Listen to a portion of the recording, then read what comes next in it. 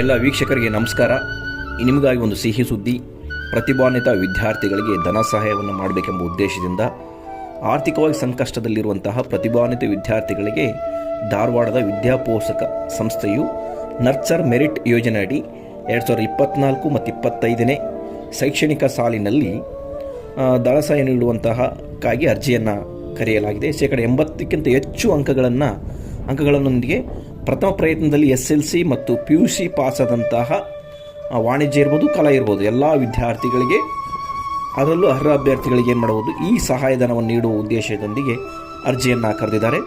ವಿದ್ಯಾರ್ಥಿಯ ಪಾಲಕರು, ಪೋಷಕರು ಅವರು ಸೀಮಿತವಾಗಿ ಈ ಜಿಲ್ಲೆಗೆ ಇರಬೇಕೆಂಬ ಮಾಹಿತಿಯನ್ನು ಕೂಡ ಹೇಳಿದರೆ, ಅಲ್ಲಿ ಯಾವ ಜಿಲ್ಲೆ ಅಂದರೆ ಧಾರವಾಡ, ಗದಗ, ಹಾವೇರಿ, ಬೆಳಗಾವಿ, ಕೊಪ್ಪಳ, ವಿಜಯಪುರ, ಬಾಗಲಕೋಟೆ, ದಾವಣಗೆರೆ ಇವೆಲ್ಲ ಜಿಲ್ಲೆಯನ್ನು ಒಳಗೊಂಡವರಿಗೆ ಮಾತ್ರ ಇದು ಅವಕಾಶ ಇದೆ ಎಂಬ ಮಾಹಿತಿಯನ್ನು ಇಲ್ಲಿ ವಿಜಯವಾಣಿ ಪತ್ರಿಕೆಯಲ್ಲಿ ಪ್ರಕಟಣೆ ತೋರಿಸಿದ್ದಾರೆ.